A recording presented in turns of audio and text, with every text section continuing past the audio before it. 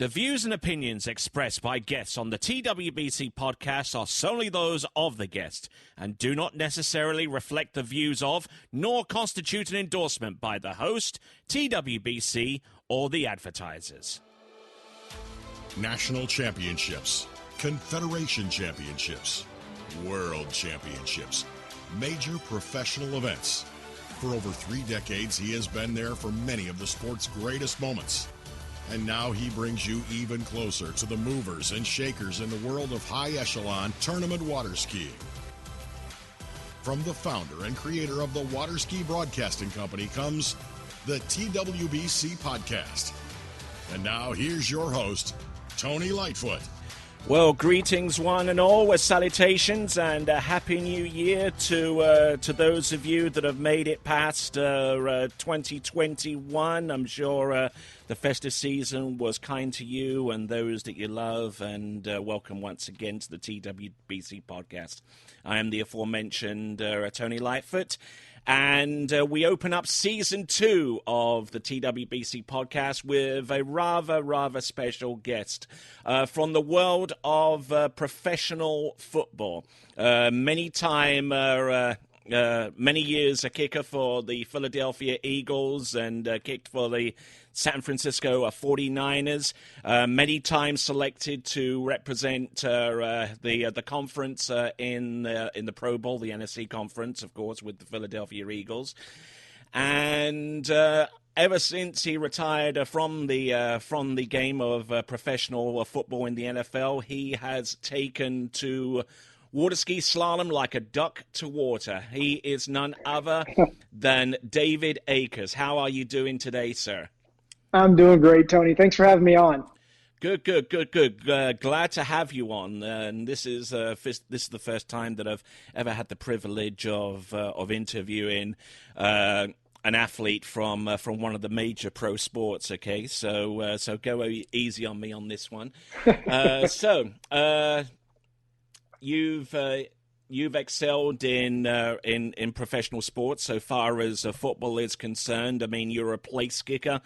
For most of our American friends, I know exactly what that's all about. But for some of our international folks who probably don't have a clue, kind of give us an idea of what your role was for the over decade-long stay that you've had within the NFL game. Sure. Well, I kind of grew up as a soccer player, so that's where kind of the foot to football kind of transition happened. But for American football, compared to football in some of the European countries, obviously meaning soccer, or even in Australia, in that area where we're talking Australian rules football, my job was to kick extra points. So you'd score a touchdown, you get 6 points, kicker would come in, add an additional point. Or if you're going down the field and you cannot score a touchdown, you want to attempt a field goal, which would give you 3 points. That would be my job as well, to kick in between the uprights. And then I would kick off to either start the game, the half, or after a then touchdown or field goal. So that was kind of my job as an offensive player and as a defensive player as far as kickoffs go. And then you missed out on one part, which is probably the most frightening part of place kicking or kicking in general, and that's the onside kick. Well, yeah, I mean, definitely do that where you're trying to steal back a possession. So if you are in a situation where you're starting the game or halftime, or again after a touchdown or field goal, when you're kicking off, and the receiving team generally will take the ball and try to get close, as they can as far as field position goes, so that they can then have a scoring opportunity. The one way you can do that is if you kick the ball at least 10 yards and then you can go and recover that ball. That is called an onside kick. And I had some success early in my career doing that. They have changed the rules in the NFL to make it a lot tougher to do that now. They're trying to hold back on concussions and whatnot. But that was a thing that I actually kind of prided myself on over the years. Wow. And I mean, and you played for how many years did you play in the NFL for? I played in 16 years of games. So I started off, I was undrafted by the as far as drafts go. I got a call from the Pittsburgh Steelers in the 7th round saying I was going to be picked, and then I wasn't picked. But I went to the Carolina Panthers, got released after 3 preseason games. The next year I went to the Atlanta Falcons, got released after 3 preseason games, looked like I was going to be on their practice squad.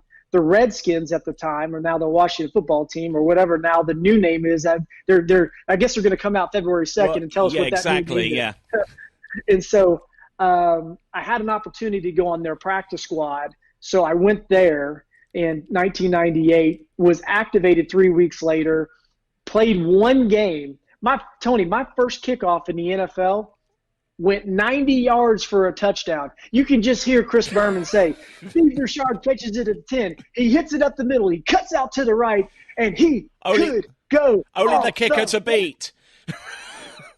I had never had a touchdown returned on me in high school or college, and I realized how much faster the guys are in the pros right then and there. Wow. So my first day and my first game in the NFL, all the proverbial things of how you dream and think of things, how they're going to play out, went right out the window, and I was cut 2 days later. I would not have forgiven you if you'd have gone for that to Keyshawn Johnson phrase. Come on, man. I went after him, but he went right by me like just a speeding car, just gone. But you got beyond that, and then the next season started your long tenure with the Philadelphia Eagles.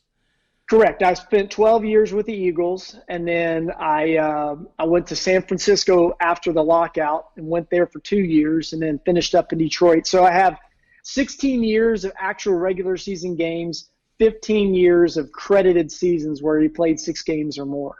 All right, then. So, obviously, you played before big crowds, whether it was at RFK or what is it, FedEx Field now, or you probably kicked in the old in the old Philadelphia Eagles Stadium before you got to the vet to the link, so to speak.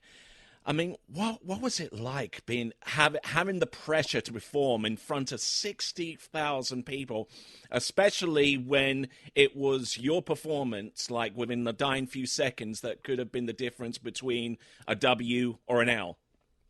You know, I go back to this when I coach kickers and punters around some NFL guys, some college and high school kids, and each one has a different journey. But I asked this question to them.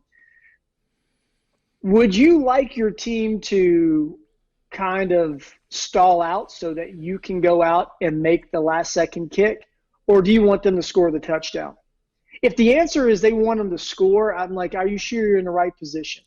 Because even as a kid, when I was playing soccer, I wanted to be the goalkeeper to stop the goal, but I also wanted to be the guy that went in and scored the penalty kick, right? So I wanted that pressure. I wanted the opportunity to go make the play and be the quote-unquote hero. You got to want it. And so that's kind of was always my mentality as a kicker. Like, I wanted that opportunity to go and make the kick. Obviously, it sucks when you don't make it, but when you do that, you know, there's a sense of like, I got this.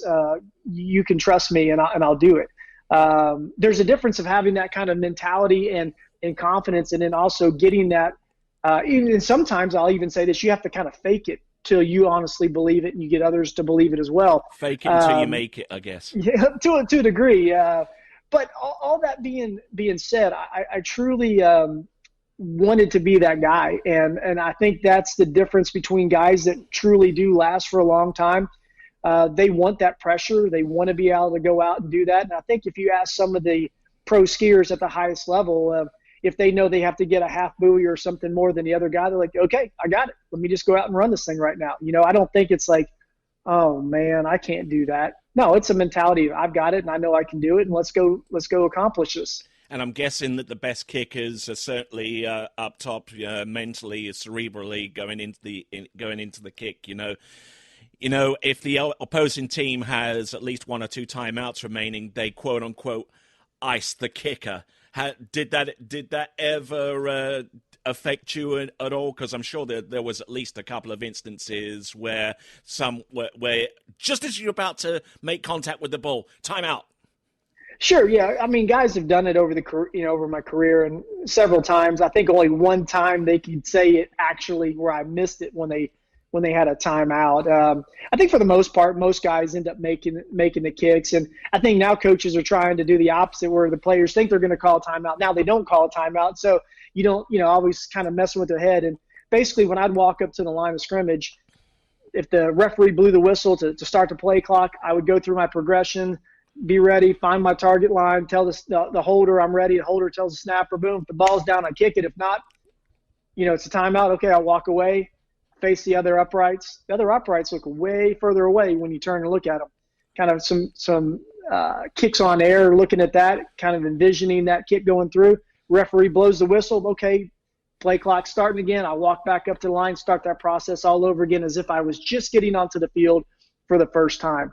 So if you have that mentality, and also one of the things that I did very early on, and whether it made sense to somebody else or just to me, every kick, whether it was in practice, whether it was the first extra point of a game, it was a last-second field goal in my mind. And that sounds cliche-ish, but let's say this. Say you go out and you miss the first extra point of the game.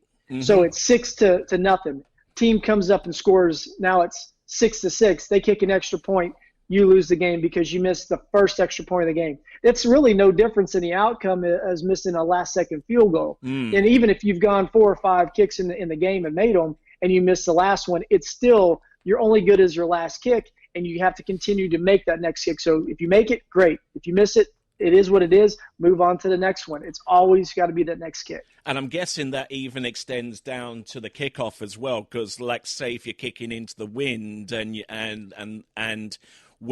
you may have intended for that ball to go right over the end zone and into the back of the field and have the opponent start on their own 25. But what if the ball comes up short of the plane of the goal and the guy gets it and then runs it for a kickoff return? That plays on your mind as well, I take it. Well, sure, and you got to kind of go back a few years too. Back when I was playing, especially early on, in 1999, they made a rule change where the guys on the equipment side could not mess with the kicking ball. So quarterbacks, they do all this Mississippi mud on the ball. They do all sorts of different things. If you're Tom Brady, you deflate the balls a little bit. Just joking, obviously. But don't sue us, Tom. No, it's all good. The things that we would do to the balls to make them fly further, I mean, not helium or any of that stuff, but just like a leather, and even in golf, you want to make the leather more malleable, but you also want to make it so it can have more compression so it comes off your foot better. That's if you have a hard ball and the seams haven't been kind of busted and it's kind of pointy and not as rounded, if you can make it. That's why you always see kickers kind of pushing the tips of the ball in. It busts the seams exactly, and by doing that, it allows the leather to get a little bit more malleable, and when you soften that up, you get more compression and yada yada. So that being the case, that sounds almost as technical as like adjusting the fin on a slalom ski or binding placement. Absolutely, brother, absolutely. But we're talking about a time where we were kicking off from the 30, not the 35. You did not have the opportunity to work those balls in. So you're saying 5 yards plus another 5 to 7, even 10, depending on what your weather, if it's cold, hot, rainy, or whatever, would affect on the ball. So you're really talking at least 12 to 15 yards at times difference in what they're able to do right now. So if you see a guy kick the ball to the 5-yard line right now, that's probably going to be closer to the 15 back in the day. So what we would have to do is we would have to kind of make a lot of different kicks, high, short kicks, trying to drop them in between, the front line and the back line. And, just to give you a generalization, liners, squibs, and a whole lot more than just kicking out of the back of the end zone. Later in my career, actually, they changed that rule when Tony Romo dropped the ball for Martin Gramatica against Seattle when he was down in Dallas. Because the ball was real slick. It has a lot of wax on it. If you've not been able to work them in, you have that situation too. So thank you, Tony Romo, for allowing us to get that rule changed. And then they started to see the balls were going further. We were able to get more touchbacks. They moved it from the 30 to the 35. And again, that's all really for concussion protocol to help out. Yes, indeed, because I tell you what, there was concussion protocols these days in the NFL. I mean, just these days as really. I don't know how to say. I watched Concussion the movie and all that kind of stuff. I've seen heard of players like Mike Webster and Junior Seau, take hits which eventually would lead to to each of them their own sad demise. So were you ever conscious of that when you were playing in the NFL for the seasons that you were playing? Even taking into account your position, which is a little bit more protected than most.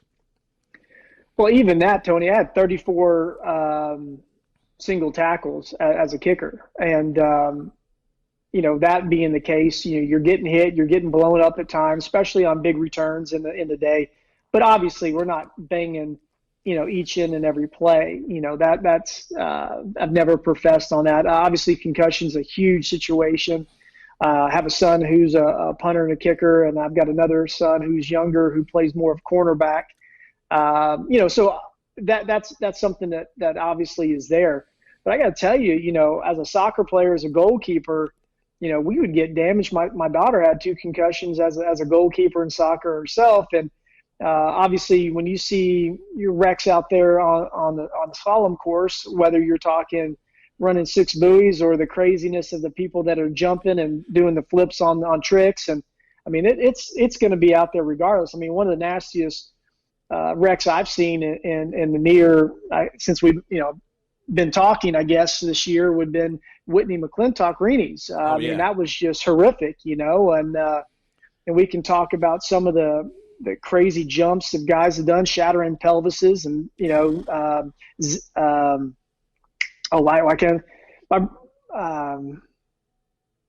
goodness, I'm losing my train of thought here. A brother down in Florida broke his back. Kyle Ead. No, they're the other dude, Zach Warden. Zach Warden, yeah. Yeah, my goodness, brain fart, CTE right there. There you go.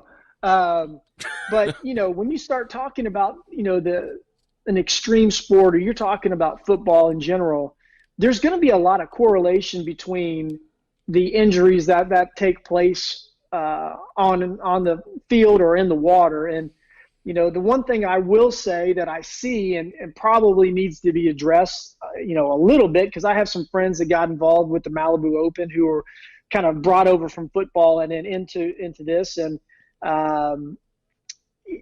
there's some times where I see that probably should have ambulance on site and things like that, and people that can deal a little bit more with the professional aspect of backboards and water and how you move and rotate people over. Because, just again, watching Whitney's, she was flailing around trying to get upright. Obviously, she was probably a little disoriented from the hit, and it was a scary, scary situation. And obviously people rushed in right away, but what if there was a spinal injury, and, are we actually properly addressing those situations where, in the football world, they are dealing with those in a completely different manner. If you watch how they roll people, how they're getting them on the backboard and all that, obviously there's an element that's taken out of place there, right? There's no water of possibility of swallowing and inhaling, and drown situation. But, I think sometimes, we can get into over looking into things, and obviously this doesn't happen all that often, but probably way more in football than it is in skiing on either 3 events. I tell you one thing that got me: wakeboarding. When you catch an edge on wakeboarding, that'll peel your eyelids back, and you'll see a chiropractor for the next 2 weeks. The dreaded toe side slap. Oh my goodness! Oh man, I've done that more than I'd like to think there, Tony. Well, I tell you, and I've taken some jump crashes myself. One that I took several years ago, I was actually face down in the water as well, much like Whitney, but didn't have the eye socket or anything like that. And I woke up and people around me and saying what the heck happened? He said, well, you were swimming towards the bottom of the lake, dude. I was just completely and utterly knocked out at that point. But anyway, let's move a little bit along from there. a little bit, because I mean the kicking position in the NFL is very very special, is very very specialized. There's only typically one of you on the team that kicks primarily, aside from the punter. Now, do kickers honestly get the respect that they deserve for their position, or is it is there a real team mentality within the entirety of the team, or is it just the offensive defensive players and then special teams can do what they want, type deal? No, I get what you're saying. I say probably years and years ago would probably be a little bit more separated than you would consider it now. If you ask anybody on Baltimore Ravens team, is Justin Tucker respected? They're going to say, well, obviously, right? If you talk about guys who are going out on the field Sunday after Sunday, performing at a high level, and by doing that, they are bringing their A game and helping provide success for the team. You got to obviously look at that as like that person is an active part of that team. There were statements years ago where a lot of international kickers would come in, and the old phrase of I kick touchdown and pick up check was the kind of the phrasing in there. And the reality is that that's not the case anymore. You talk about some incredible multi-sport athletes right now, or the kickers and punters that are out there. You look at guys like Pat McAfee, who played our years overlapped when he was with the Colts, and he was basically a kicker, figured out how to punt, and the guy could run, could pass, does stuff with WWE now. He's kind of a freak of an athlete, and he's pretty unassuming. A lot of them are really good golfers. The athletic aspect of it now, they don't look and built like a gladiator. That's a whole different, situation, and we're talking about. But I was very fortunate to play with some incredible teammates, and I was always feeling like that we were all part of the same team. And, I had guys tell me, it's like, obviously, David, you have the easiest job Monday through Saturday, but I sure as hell don't want your job on Sunday. Yes, indeed. Now, we're going to put a bow on this so far as the football is concerned, and I kind of want you to talk about one of your teammates who you selected as your primary holder for a good portion of your career at the Philadelphia Eagles. His name is Sav Rocca, an Australian former Australian rules footballer who ended his career in Australia, and then he decided, hey, let's see if I can use my punting skills to do that. But one of his other roles was to actually hold the ball and kick. So you'll talk a little bit about Sav Rocca, but I mean, how important is it for someone of his role to actually grab that ball, set it down, and place it in the way that would allow you to hit goals of anywhere up to 63 yards, which is your personal best in field goal kicking? So I would like to equate it to this. How is a 39 off skier or 41 off skier going to be able to go out and perform that level if they have somebody who's never driven a boat try to drive it down and keep it between the boat guys? Because there's way more that goes into it than actually just keeping it straight, right? Mm-hmm. So with that being the case, holding is so technical.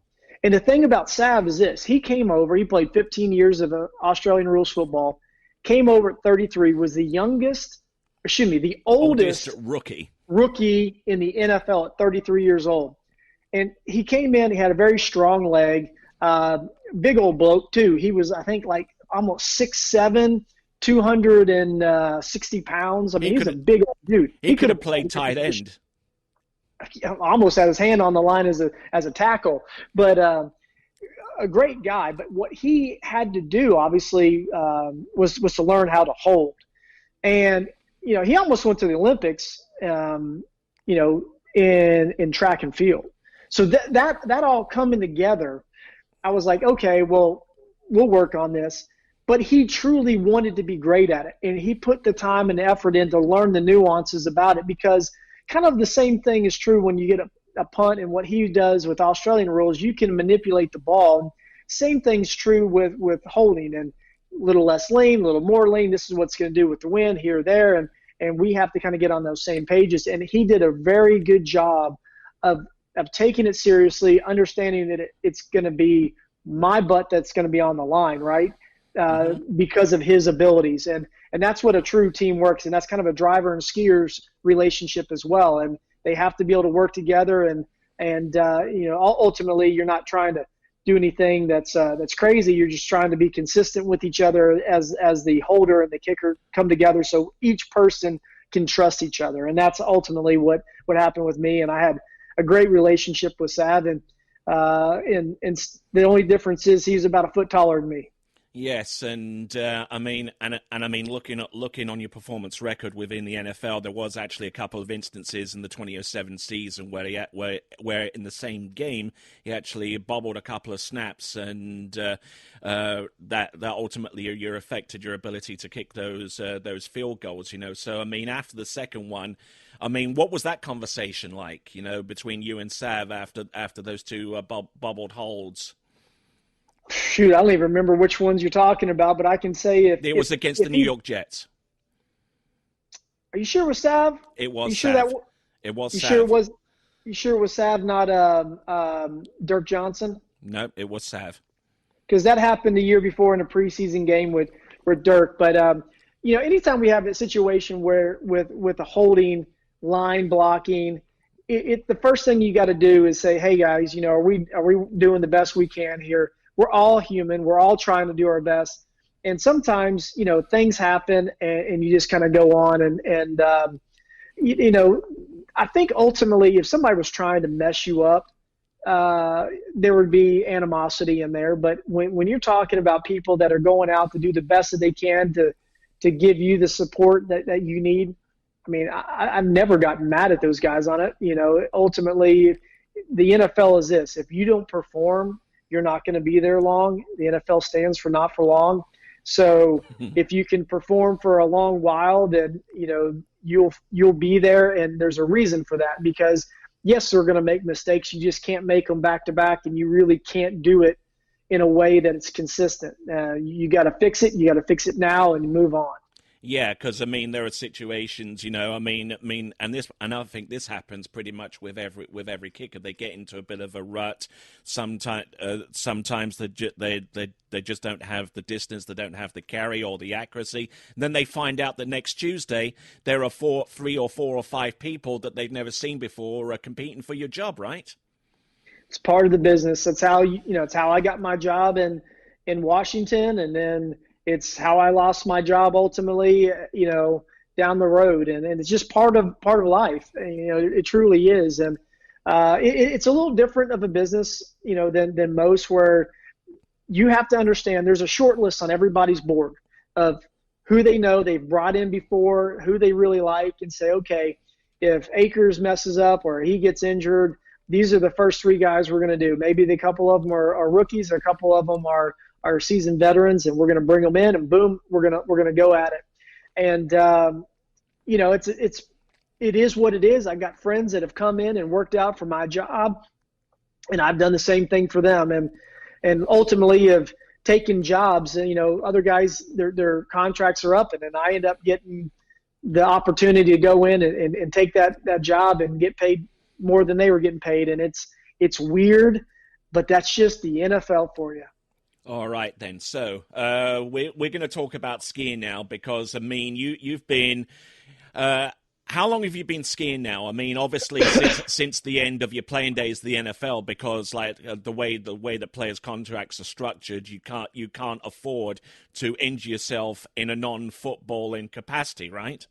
Correct, absolutely. And I was a guy that used to ride motorcycles, and when I signed my last but yet biggest contract with the Eagles, I was like, yep, this is to the point where I'm not going to mess with that at all. If you get injured outside the playing field, it's a non-football related injury. There's a great chance you're not going to get paid. So forget that. Let's move on, and let's just work on staying healthy as much as possible. So my skiing as a kid, I used to grow up on a lake in Lexington, or outside of Lexington. It was called Laurel Lake, and it was down in London, Kentucky. I know you're somewhat familiar with the Kentucky area. So we had a Sea Ray that had a 140 horsepower engine on it. I never really did anything on the course or anything like that. I just would get up. We had one ski for the whole family, and that was it. Well, fast forward to where we are now. 4 years ago, I'm at our lake house here in Tennessee, and I had a friend of my son's come over with his uncle, and he said, "Hey, we go on ski on Saturday and Sundays." And I'm like, "Well, dude, I haven't skied in years." And he said, "Well, if you'd like to, we're going out, next weekend." Okay. So I went out with him and fell in love with it. Excellent. You're probably hearing a train in the background or something like that. It's nothing to do with Johnny Cash or anything like that, But I mean, you started skiing in Kentucky into Tennessee, so I mean, you ride a good slalom ski right now, so you've obviously gotten onto that level where you'd actually appreciate the performance advantages of a ski, of that kind of ski brand, and of that highly technical piece of equipment.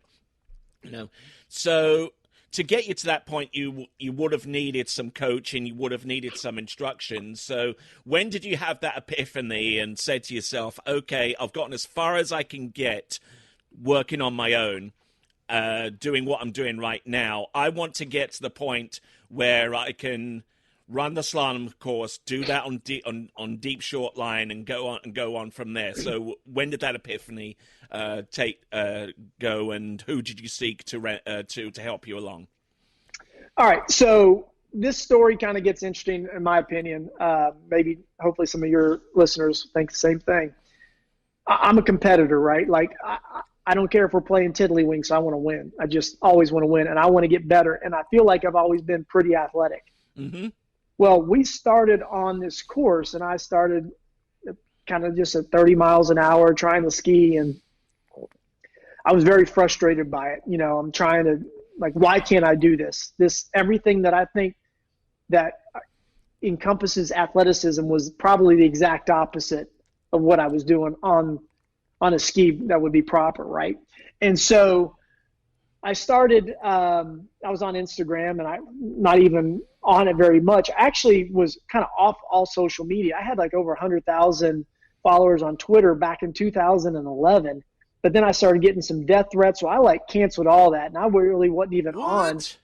Oh, dude, fantasy football is not reality, right? But when people start losing money, because I was the #1 ranked fantasy football kicker that year in 2012, things got crazy, man. And look, even to the point where I had undercover cops every time we left the hotel in New Orleans for the Super Bowl, just to make sure my family and I were safe when we would leave. Things are crazy, man. Football's a big game, and people bet a lot of money, and they expect you to do what you have done in the past, and I had not done a very good job that year. That all being said, I got on the Instagram after football because some of the corporations that I was doing kind of appearance and ambassadorships with were wanting me to have more of a social media presence. So I started getting onto that, and then I started kind of following hashtags and different skiers that I would see out there. And I'm fortunate that in our area we have some guys that are pretty well known in the ski community. Ham Wallace, Kirby Wetzel. I know both of those guys. I mean, great guys, right? And so I started to learn a little bit some of the areas where I could ski. Well, that was 2017. I met Kirby over the phone. I hadn't really skied at all from basically August. So Father's Day of 17 to August, I skied a little bit. Nothing going on till going to be New Year's Eve going in 2018. I'm down with my family, and my mom and dad had taken us down to Sanibel. So I looked up, there's a ski place called Eden Ski School down in Fort Myers. And Arthur was the ski coach down there at the time, and I ran my first pass down there on New Year's Eve, of 2018. And so, listen, it was bad. I go down for spring break in in Santa Rosa Beach every year, and I knew they had a ski school down there, and I heard this Regina Jaquez girl was halfway decent, and That's putting it mildly. so I actually go there. I meet Corey and Adam Picos, and um, they said, "Oh, there's Regina." I was like, "Oh my gosh, I can't believe she's here!" And then she got in the boat and she started coaching, and everything that I was doing was wrong. But I ran my second pass with her, and that was March of 18. And dude, I was just hooked. So at that point, I meet Chris Parrish. I bought a ski from somebody that was a good ski, and he made a connection with me from the people at Good. And there's Chad Scott, and then there's Dave Good. Dave Good makes me an Eagle ski, and I started just skiing that. So then I started meeting more people from the Good side with like Regina, and then there was Paul Turner that I do a lot with, Shelby Coke then Chet Rayleigh, and then the list goes on and on. Wow. And and that's just the classic story, really. Just being hooked at that first clear pass at 49K, which is 30 miles an hour, but struggling a little bit to actually get to that point. You know something. And this ties in a little bit with what you do kicking. I coach a little bit as well. I actually coach in the springtime over at Bennett's Water Ski School. And when people have a little bit of problems trying to master the course and just trying to get some angle across the wakes, I asked them, do you play golf? Do you play tennis? Have you ever kicked a football? Well, the thing that each one of those sports has in common is that follow through past the impact. If you kicked a ball, for example, and I'm maybe preaching to the choir here, but if you kick a ball and you stop your foot from going, then that ball's not going anywhere. But if you follow through all the way through, then you've got power and more importantly, you've got direction. Do you subscribe to that a little bit? Absolutely. It kind of surprised me that it took a bit of a while for you to get through 49, because So I can tell you what my issue is. My issue has always been that in football and in most sports, if you're talking football, you're talking golf, you're talking tennis, you're going to get down into a base where you have that core lowered, and then you bring the power up and through it, right? Right. So there is a cocking of your body, if you will. And if you can think about being with your butt down in skiing instead of driving up over the ski, that's a completely different mindset. Everything that I've been told is not to get over my toes, but to be, on the balls of your feet, but yet have your butt down so you have a good base and be wide. And so everything I've done is very muscular to the point of time under tension and being relaxed, and then coming in with an aggression. Okay. Well, when I come around and I'm pulling, obviously the situation for me was I'm trying to stop a 3,000-pound boat going 34 miles an hour with my biceps pulled in, chest over, butt back, and all of a sudden I'm creating all this drag riding the back of the ski, and it's something that is so ingrained that it's taken so long to get out of. I think that is kind of the biggest difference with me. I've definitely improved significantly to the point where, I haven't run 35 off yet, but I'm getting in to threes, and I've gotten to 4 before. In 4 years, that's not like it's great, but at 47 years old, I don't think it's the worst thing in the world. And there's every day I go out, like this is one thing. I'm a huge videographer, like watching the videos of myself, because that's the way the NFL is. And you're watching hours and hours and hours of video. You're analyzing, you look things back and forth. Well, I kind of learn that way. So I watch videos of myself, and if I feel something, does what I feel, what I see, do they match up? And I think that's important too. And I struggle when we don't have people in the boat that can do that, right? Where the ski dock doesn't work for me with whatever phone that I'm using. It's one of those things where ultimately I need that kind of help, because at Chet would tell me the first couple of times we go, we're not videoing you. I want you feeling this, right? And it's just a different mindset. But guys like Matt Reaney, we talk through and do a lot of video, and everybody has their thing. So I love listening to it. And guys like Chet and Matt and Corey, they have definitely helped me become a better skier for sure. Yeah, just by enabling. Just by them enabling you to be able to equate what you see into something that you can change and implement going forward, right? Absolutely. And another guy that's been very helpful just in the discussions and what he's doing for the ski community is Marcus Brown with his video and flow point, watching all those things because it slows down so much. And for me, being a visual and kinesthetic learner, I think that was important. All right, then. So you've become an active participant. You've become someone that goes out there on slalom course and is just tantalizingly close to being able to run 35 off consistently. You're getting halfway down. You're getting 3/4 of the way. My point to that is the position doesn't change too much between 28 off and through to 35. It's the resistance against the boat that is the real key in being able to develop that and controlling your direction. But that's another matter entirely. You become a fan of the sport. You've watched tournaments on TWBC. I mean, what are all of them? All of them. So what has been your general impression about what you've seen over the last couple of seasons where TWBC has taken off?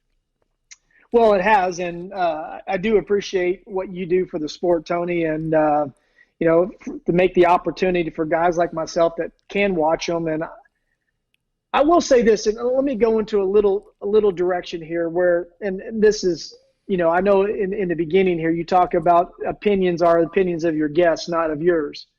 But I want to look at a 10,000 or 30,000 foot level coming from the NFL as well, which is America's biggest sport as far as money coming in, right, and revenue. And I was very fortunate to have a very strong marketing side as well when I played. I see that there's a lot of potential in skiing, even at this level, to go deeper financially for people. Mm-hmm. I feel that a lot of the skiers undercut each other. I think there's a look in the ski world of making a dime and not a dollar. And so when certain skiers go to a tournament and they're sponsored by one boat and they can't say they're going to that one because that boat company represents that tournament and vice versa, that's ridiculous. That our contract says we can't say, if I'm a Nautique guy, I can't say I'm going to the Malibu Open. If I'm a Malibu person, I can't show that I'm down at a Nautique place or whatever. That's ridiculous. Mm-hmm. When are the players going to come together, have their own kind of players association and said, quit signing this garbage deal for a couple $1,000s or a little cheaper purchase of a boat? We're not talking 6-figure, 7-figure deals here that are stopping people from building the sport up. You're losing sight on a couple of dollars of the big picture here. This is ridiculous. There's so much crossover, and I completely disagree with some of the old farts in the game. Listen, if you have a commodity, if you're a store owner and your store was big, you had the Blockbuster of the world, you were selling VHS tapes and renting them out, and all of a sudden Netflix comes in and they're taking over everything, and you don't adjust, you die. Well, if you want this sport to survive, then you have to figure out ways to get that to work. You can't isolate yourself even more. How is the NFL so good? You've got loyal fans. You've got people that are willing and see there's a difference between what kind of like in NASCAR. You've got ways that you don't have to always get Acme Prop and C-Deck and all the, Nautique. There's other things that you and I will purchase, products that we'll purchase that can support this incredible sport. But we have to kind of get our mind outside of what has been done for so many years and look outside the box. And there are people in companies that can do that. When you see that there are sports like cornhole and spike ball on ESPN, well, how are they getting sponsorships that an extreme sport like skiing can't, right? There's ways that this can be, if we really are going to dive into the sport. And I'm just telling you, looking from an outsider in, that some of the good old boy way of doing stuff hasn't been that way. And people need to kind of check themselves and say, let's bring some people in here that have a new, fresh idea of how this can play out. And I know there's some guys that are out there that are willing to do it, but I feel like there's just a stronghold of these old timers that are saying, this is our club and this is our clique and this is the way it used to be done, so we don't want it done any different. I'm not trying to complain. I just see that there's opportunity and growth if people are willing to listen. Oh, please feel free to express the concerns that you have, however you like, regarding sport. Because by actually opening up the conversation, it means that there is progress moving forward. To the point that you're making so far as skiing and sponsorships are concerned, we still got a ways to go to bring in non-endemic sponsors coming in, because I think that's going to be important going forward. But the one thing that kind of happened last year that kind of blew my mind a little bit, because there's always been speculation for a while that skiers, whenever they perform, are very conscious of the fact that they can't set personal best or performance record behind a boat that is not one that sponsors them. There was a. Let me ask you this though. Say you're a Nautique person. Yeah. Okay. You're sponsored by Nautique, and you go to the Malibu Open, right? And you break a world record or break a personal best behind that. Well, do you think it's just because that boat from that day, or maybe it was all the prep time that you had because you had a great boat getting you up to that situation? That's a very. Why is that a downside? Yeah, that's a very good point. And I mean, to that point, last season, Jacinta Carroll, first person to go over 200 foot, Nautique skier, performed that record behind a different boat brand. You don't hear hide or hair from either Nautique or that other boat brand, about the record, when they should have been shouting out the window tops and applauding the fact that a woman has gone over 200 feet. It's absolutely crazy. I agree with you. It's insanity. But that's where the players, I always say the players, but the skiers and athletes need to band together and say, you know what, I don't really care what you're saying. You're not going to dictate my social media in this, as long as I am promoting the sport that makes it in the success that we're having.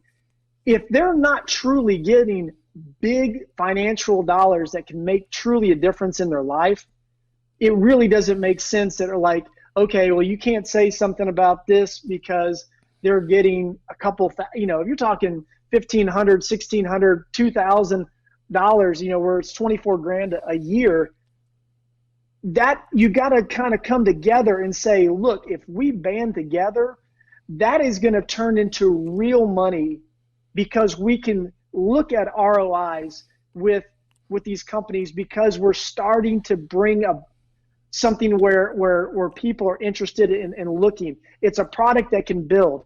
And I know, because I have some friends in this business that have looked into skiing, and they believe that there is possibilities to grow the sport. And so, but it takes an investment. And people are like, well, if you have to invest 40, 50, 60,000 and to get these companies out there, they're like, that's a lot of money. It is, but it isn't. If you want to talk about how you build something, that's nothing. But if people band together and they stop looking at like the dollar here, dollar there, and they start really look about thousands that can be made down the line, that's where it's like you take a little hit now so that you can come up and have success later. I think a lot of the people that could potentially become very, very significant stakeholders in the sport, so far as support is concerned, are probably put off a little bit by the politics and the governance within the sport of water skiing. And I equate it to this. Like several years ago, and I mean like decades ago, the Walt Disney Corporation, Walt Disney himself, wanted to put a theme park in Louisiana. actually wanted to build it on the North Bank.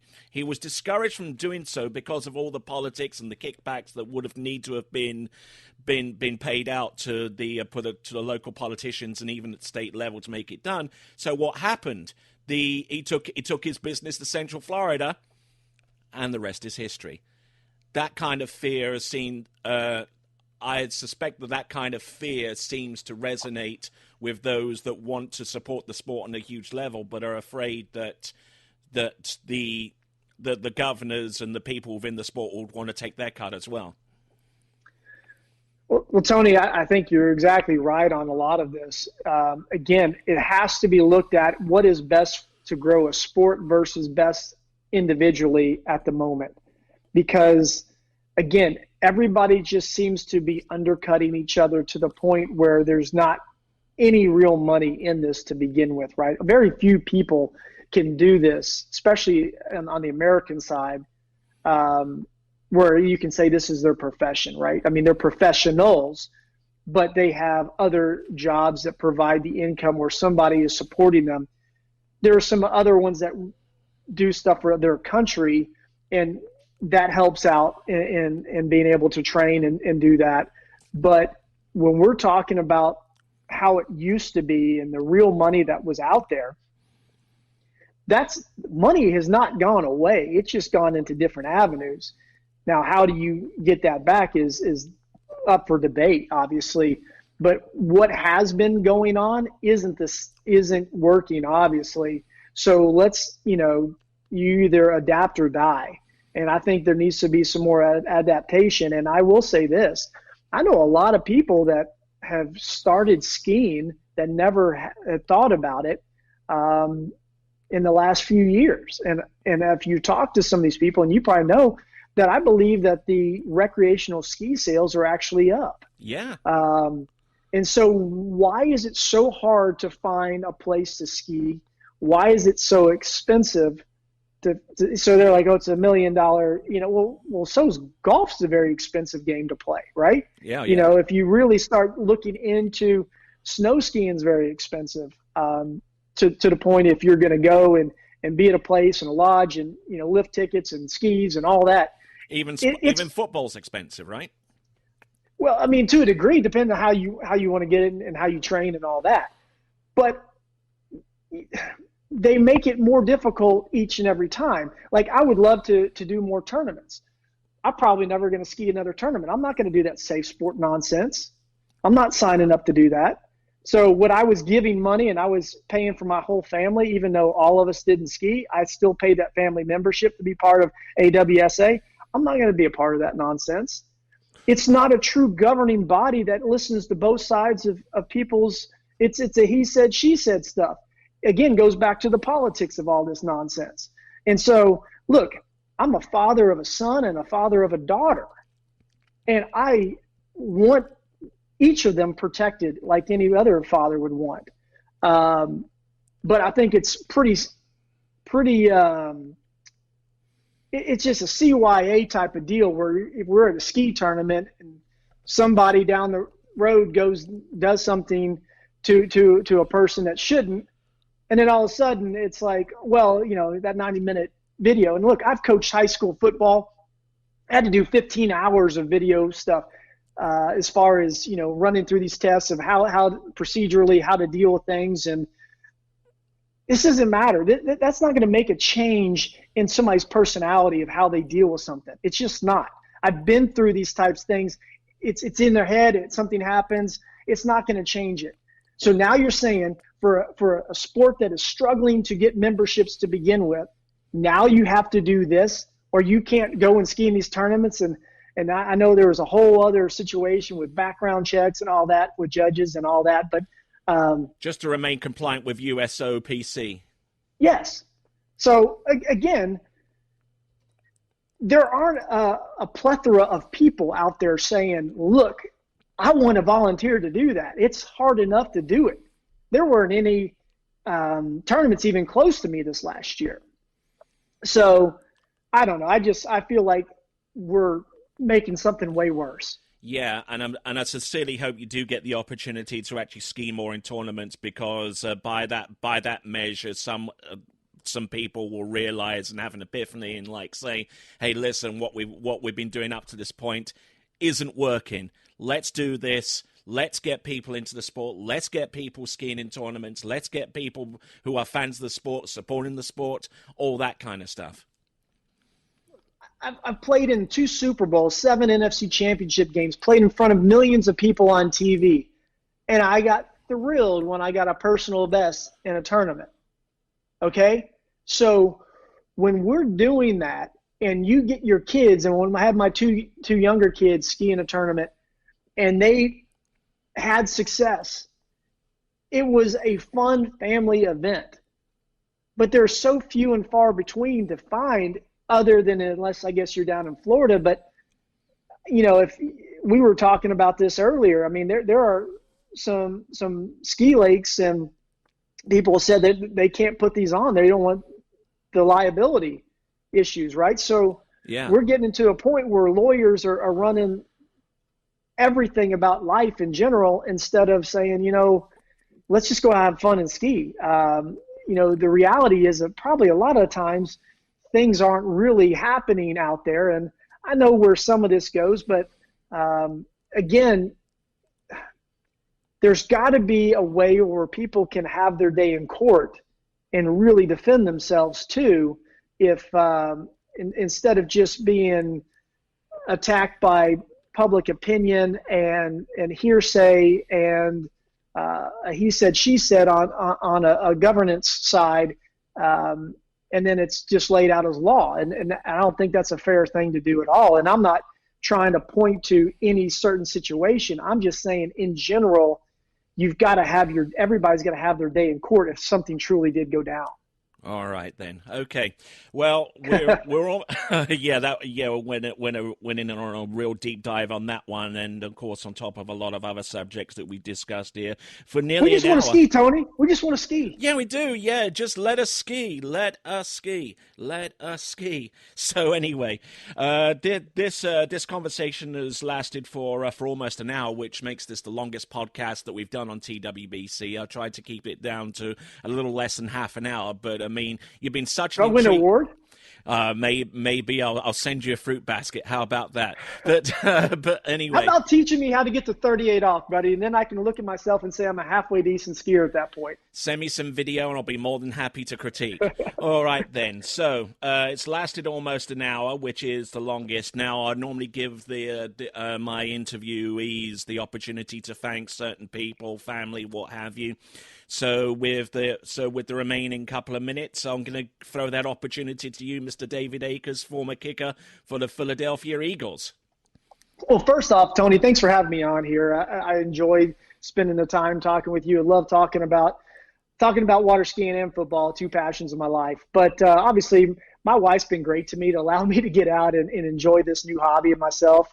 My local guys here, the Kirby, Wetzel, Griff, Paul Turner's of the world, but then Chet Raley and Matt Reaney and those guys, man, I just appreciate those. And then going back to Dave Good and Chad Scott that helped me with Good and Don Good with them. And then I've actually been riding a D3. So I got to, thank those guys at D3 lately for getting me on that. And again, it's not necessarily a sponsorship thing. It's just the community. And it's not like one ski's better than another. It's just where I've kind of progressed to in life, and honestly, just the greatness of people like yourself and people like Regina Jaquez, who took me under her wing initially, and even down with the Picoses, they were awesome to me. So, and it all started with the big tower of power, Chris Parrish, who introduced me to so many of those people. So he's a big football fan, and thank him for the opportunity to bring me into this awesome sport. So thank you, Tony, for today. Not a problem at all. That was David Akers. I've been Tony Lightfoot, thanking you once again for listening to this episode of the TWBC podcast. And so, until next time, it is ciao for now. Thank you for listening to the TWBC podcast. Be sure to check out our website at waterskibroadcasting.com. Links to our presence on major social media platforms can be found there, as well as updates to our webcast and this podcast. Duplication or rebroadcasting of this broadcast without written consent of TWBC is prohibited. Subscribe to us on your favorite podcast platform and be sure to join us next time for the next edition of the TWBC podcast.